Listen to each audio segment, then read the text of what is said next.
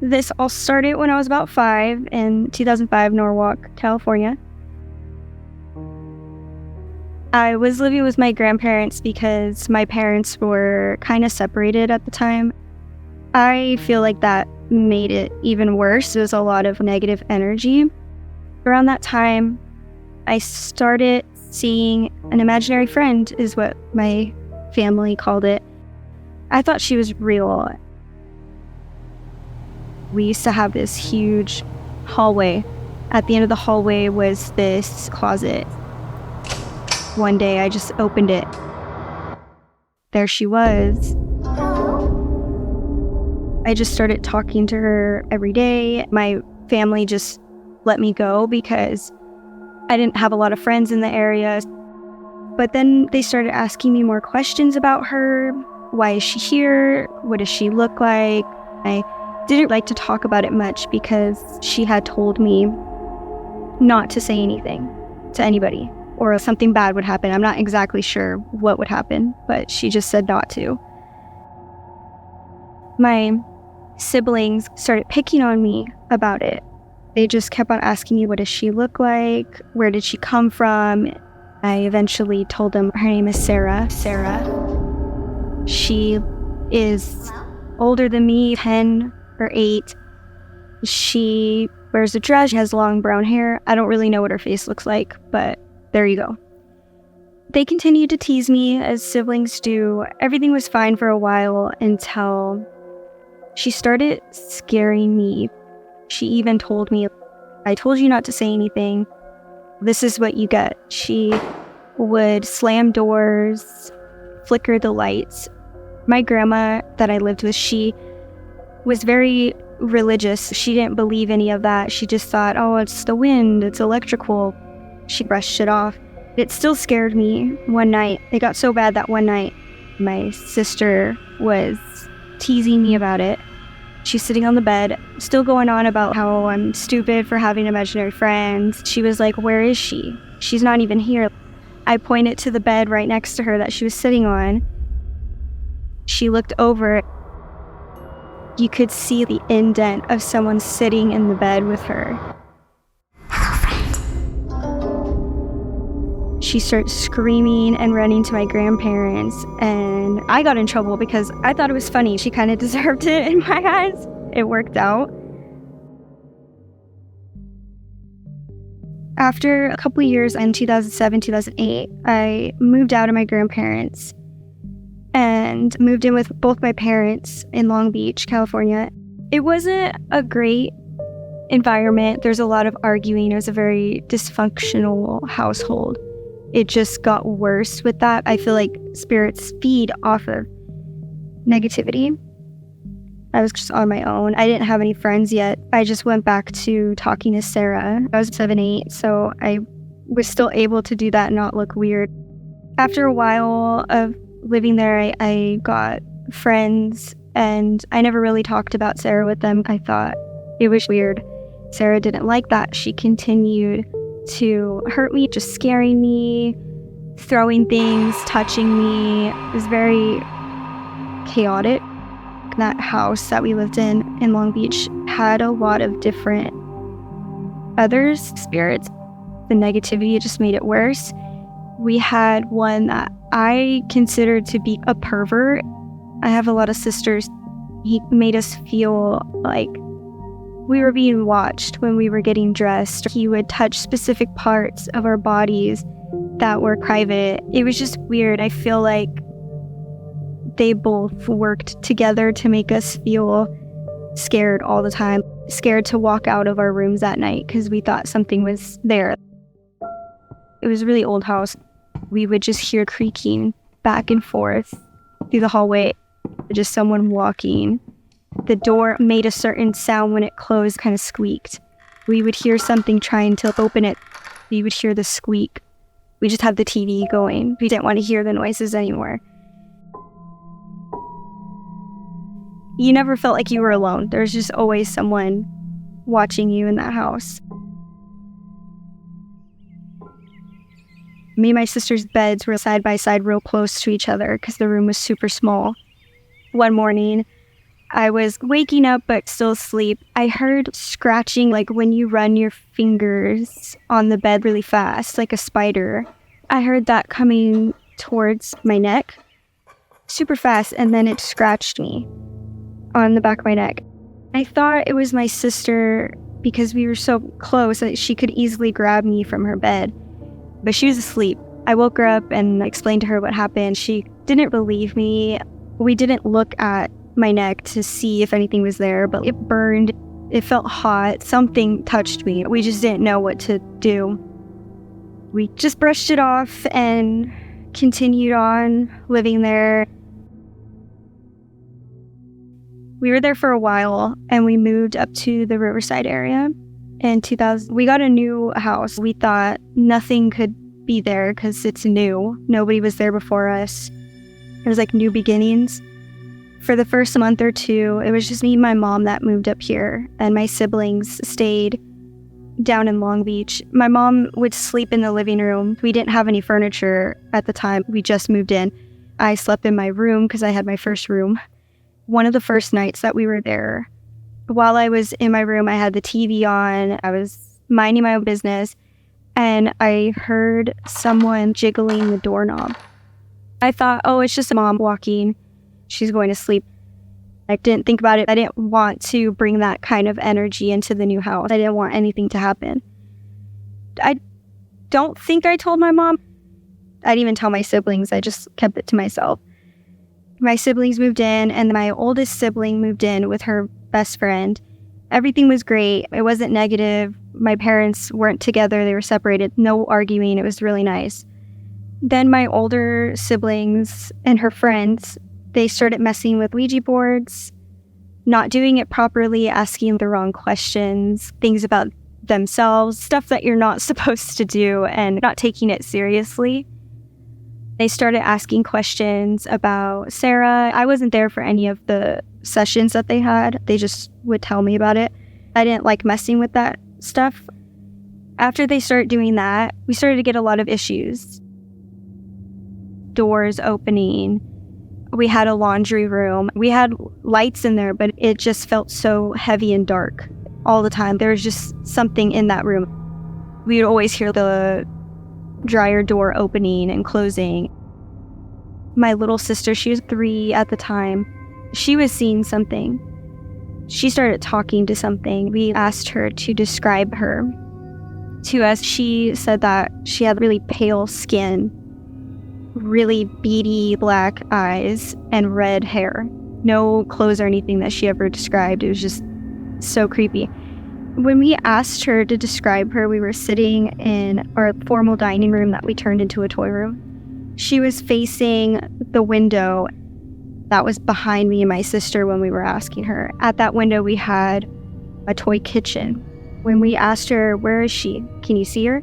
She points right behind us at the kitchen playset. Yeah, she's sitting on the playset. She has red hair. She's pale skin. She's sitting right there. We are like, what do you mean? How is she sitting? Is she sitting like us on our butts, like normal? And she's like, no, I'll show you. She gets up, she goes on her little chair, on her feet and her hands, lunging, trying to like get to us. It freaked us out, and we just stopped the interrogation. We didn't want to scare her at all. She never gave her a name, to my knowledge. I don't remember her giving her a name, but every once in a while, we would catch her talking to her or whatever, and we just let it go. A little bit after that, we were in the main kitchen living room area of the house. We have an air conditioning vent in that room. Out of the blue, my little sister just starts crying. We're like, what happened? Are you okay? She's just pointing at this air conditioning vent. She's like, she's in there. Cool, what are you talking about? She's like, that girl with the red hair, she's in there. She's watching me. She's always in there. We couldn't even calm her down. I think we ended up covering the vent with paper or something so she wouldn't look at it. It just freaked her out. Then we stopped talking about it. We would tell her, don't talk to her, just ignore her. She is bad. We were around her more. We gave her more attention so she didn't have to talk to her. And eventually she grew out of it. It lasted a year that she was talking to her, and eventually she just stopped. Maybe 2 or 3 years after, she said that she didn't remember, so I hope she doesn't remember.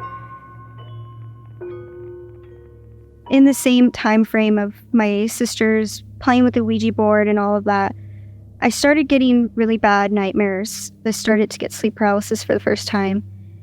My nightmares were Sarah just scaring me constantly, and I just wake up like in the movies, how they wake up and they're just like all the time. I would have the TV on to help me. I'd have lights on. I had a nightlight. Like, I just couldn't sleep. It was just horrible. I got so scared to sleep on my own that I ended up giving my room to one of my sisters, and I slept with my brother. Everything stopped. I didn't have nightmares. I didn't have sleep paralysis, but eventually I had to move back in my room because I got too old to sleep with my brother. When I went back into my room, it just started again. I started getting sleep paralysis, nightmares. For one of my nightmares, I was in this warehouse-looking room. There's this little girl, which I believe is Sarah. She just looked different to me. She was about to do a handstand. I yelled at her, "Hey, don't do that. You're going to hurt your head or something. We're on concrete." Something of that sort. She slowly put her hands down and looked at me. Right as her hands got to her side, she just lunged and started screaming at me. I woke up instantly, and I could hear the echoing of the scream. I didn't go back to sleep. I think I woke up at 5 a.m. It got so bad that I would see Sarah constantly in my room. When I was younger, I didn't see her as often. I just would talk to her and I would hear her talking to me. But now I was seeing her. It wasn't the little girl that I always saw. One night, I was trying to go to sleep. At the corner of my room, I saw this really tall, dark figure. Its shoulders on the ceiling. It was hunched over. I turned the light on. I looked up over there, and it was just my backpack or something. It was probably just my eyes playing tricks on me in the dark. Turn the light off. It's still there. I eventually forced myself to go to sleep and forget about it. But it really scared me. I started talking to my very religious grandmother about it. She was like, "Oh, well, when you see things like that, just call on God or anything." And I'm not very religious. I tried, and it wasn't me. It never helped me. It didn't stop. My sister, she had this friend that started coming around and would tell us, "Oh, it's kind of weird in here. There's something off." We never told her the specifics of me having something follow me or about anything that happened in Long Beach. I remember one day she came over and she's like, "We need to cleanse the house. Put salt on the windowsills and the doors. That will keep things out." We did that, and it made the house feel a little better, but it was still very eerie feeling. And then we would see that something was pushing the salt off of the windowsills. We would just go home and it would be gone. We'd have to redo it every day. It just happened. We told her, and she's like, "Okay, that's weird." We just kept on Googling things, what we can do and anything that we could, but it just never really worked. She came over and she was asking us questions. "Did you guys have a grandpa that passed away?" "Yeah, that's my dad's dad." She described him to a T, and we have no pictures of him. She told us, "Look, don't say anything, but I am psychic, but I don't like doing it. I'll do it for you guys because you guys really need the help." She just kept on describing people that she saw around the house. Aunts, uncles, grandparents, and all that. She gets me, she holds my hands. She's like, "Let me just look at you for a second. Let me read your palms," whatever she was doing. She was like, "Okay, can you step out of the room real quick?" I walk out. She's with my sister talking to her, and she calls me back in. She's like, "So, did you know that you have this little girl, Sarah?"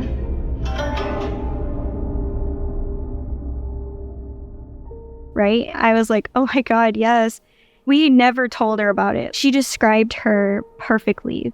the hair, the dress, everything perfectly. She told me, she will hurt you, not always physical. When you're really sad, she will make you even sadder. If something's going on, she's going to make it worse. She will play mind games with you. She'll drop something, you'll hear it, and you'll go look for it, but she already put it back. She makes you feel like you're going crazy. Also, she's not a little girl. I hope you know that. She's this really tall, dark figure. You've seen it. And I was like, yeah, I have. That's wild. And she's like, yeah, that's her true form. She'll show it to you. You got to do something. She's really trying to scare you if she shows you that.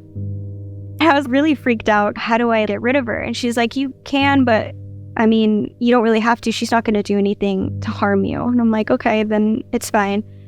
I don't think I want to anyways. Sarah can't physically do anything to me in a sense. She's not a demon. It's also one of those things, I've had her for so long. I just got used to it. It's kind of like, oh, just keep her. Like, it's okay.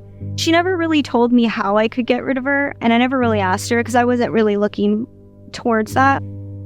Was scared for a while after that. I didn't want to see it because I didn't understand that there was differences. I didn't understand that there's different things. I thought, it's a little kid, it's a little kid. But when I started seeing the big shadowy figure before she had told me this, I figured it was Sarah. It felt the same, but it was darker. I tried to really ignore it. That's what she told me to do. She just told me, like, ignore it. I didn't see her as often, which was nice. I feel like she just comes in waves. I lived there from middle school until I graduated high school. Eventually, my dad moved in with us, and he brought a lot of negativity, a lot of arguing. My siblings moved out. I was alone with my little sister. She was in kindergarten. I didn't have a lot in common with her. I was 17. I was always super depressed. It made it worse. I was still having my sleep paralysis. It was a very chaotic time for me.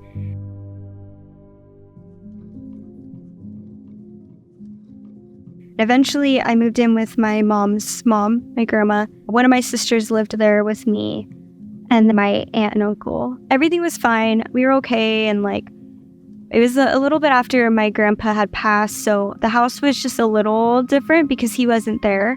Just an empty feeling, I guess. Me and my sister were full-time caretakers of my grandma before I got a job. We spent a lot of time with her. I wasn't really seeing anything. Nothing was happening.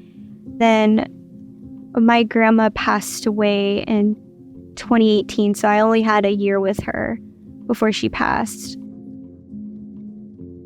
Before she passed, she was downstairs hospice care.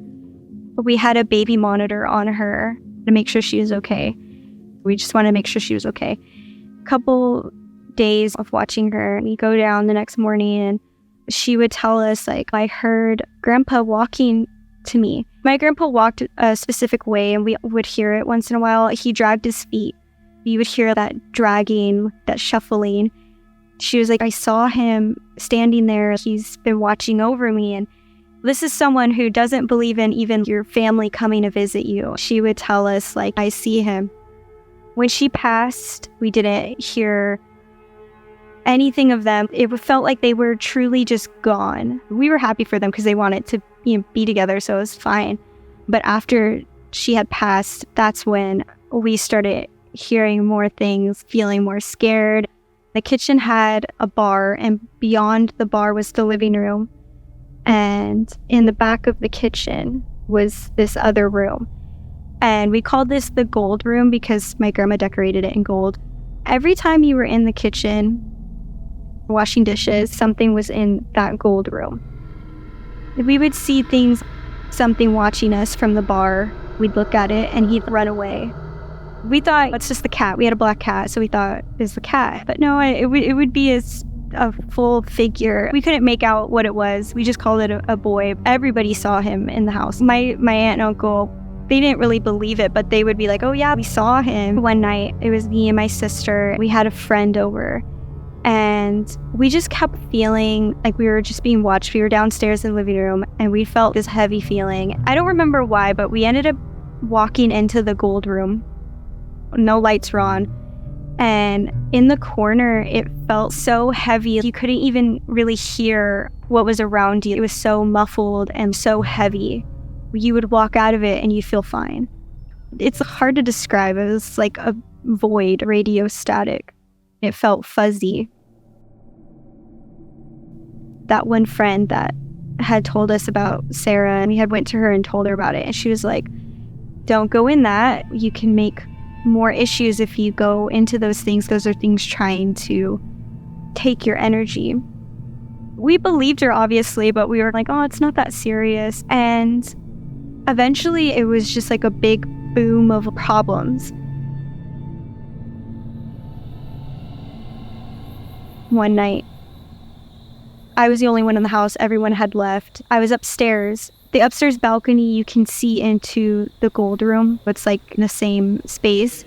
I just kept on hearing the conversation, a man and a woman talking. I go downstairs, feeling brave. Maybe someone left a TV on downstairs or something. I check all the rooms. Nothing. It's pitch black down there. I go back upstairs. I just hear it, and it's getting louder. I'm thinking someone's in the house at this point. I called my dad. I'm really scared. I don't know what to do. I'm all alone. And he was like, well, I'll just go pick you up and you can come back here. And I was like, no, I have to stay here. I just wanted you to know that there's someone here. I also didn't want to go because me and him had so many issues. So I was like, no, I'll just stick it out. And it just kept on getting louder. I couldn't hear exactly what they were talking about, but you could hear them going, shh. Every time they said shh, it sounded closer. I just grabbed the animals. I had a dog and my cat. I go into the room, close the door, lock the door, turn on the TV super loud, remained quiet, and just went to bed. I didn't want to deal with it. My family came back the next day. I told them. They're like, oh, nothing. It's fine. It's okay. I'm like, okay. I eventually got my own room. I had my cat with me. I put a bell on her. We live in an area that there's a lot of coyotes. I didn't want her to get out. Some nights I would hear the bell downstairs. I'd be like, oh, she's just running around. I heard the bell go off downstairs. I heard her bell. I was like, okay, let me go grab her. I get up out of my bed, open the door to let her in, and she's in my room on the floor right there. I just locked my door, went to bed. This happened several times. I got the courage to go downstairs and see what was making that noise. I go downstairs, I bring my phone light, I'm walking around, I go through the kitchen and living rooms and everything. I don't see anything, so I'm just gonna go back upstairs. I go to walk upstairs, and next to the railing for upstairs, I look right there, and there it is, a huge black figure, looks exactly the way I've seen Sarah, and hunched over. I'd stop in my tracks. I'm like, oh my God. I felt like screaming. I wanted my sister to come down to help me. I just couldn't say anything. I was freaking out. I was just sitting there looking at me. I'd run upstairs, lock my door. My sister's room is right next to mine. I call her and I'm like, you will not believe what I just saw. We go downstairs. Nothing. After that, I never went back downstairs when I heard the bell because I knew that it was going to be something luring me out to get scared. We would hear the doors closing downstairs. It was always downstairs, not so much upstairs. And our friend that told us about all of this, she came over once and she was like, you have a couple spirits here. One of them is Sarah. Another one, I don't know who it is, but they're not bad. Then you have this man that just walks around. He doesn't really do anything. He's just lost and he won't scare you. But the only one that will is Sarah. It just freaked me out. Me and my sister just knew not to go downstairs at night. It just felt like you were walking into a different world at night. It was horrible. I moved out of that house and I didn't really see as much after that. Where I live now, I don't really see, but every time I go to my mom's house, it's constant that fear of I'm going to see something. Once in a while, I still catch myself talking to Sarah randomly, just like going throughout my day. And I'm like, this day is great today, right? Not talking to myself, I'm talking to Sarah. I need to stop because the more I talk to her, the more I give her a presence, she's going to come out. And I don't want her to. I don't want to get scared. I don't want my new house. I don't want this to be bad. Sometimes I see her in the new house. She scares me, but I brush it off and I'm like, no, if she scares me, she wins. I don't want her to because she'll come back. In a weird way, it's kind of like a comfort because it's been so long. Like I've seen her all of my life pretty much. I just grew up with it. It's just like a really like close friend. I've never really gotten over my sleep problems because of it. It's a constant thing. I just have to live with it because I don't really know how to get rid of her. It's just going to make it worse. You're giving it more energy. And then what if in that process I get another thing and I don't want anything else to follow me? I'd rather just leave it the way it is.